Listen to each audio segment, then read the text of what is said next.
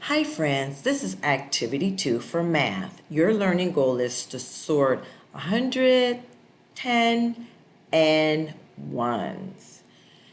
With this activity, you're going to take the number that is given, 123, and you're going to break it apart, basically. You have your hundreds, your tens, and your ones, and you're going to look at the number that is in each place, in the ones place, tens place, and the hundreds place. And you can draw the number of sets that are in those columns, so to speak. So you look at 3. How many ones do you have in the ones column? 3, and you can draw 3. Well, how many sets of 10 do you have in the tens column?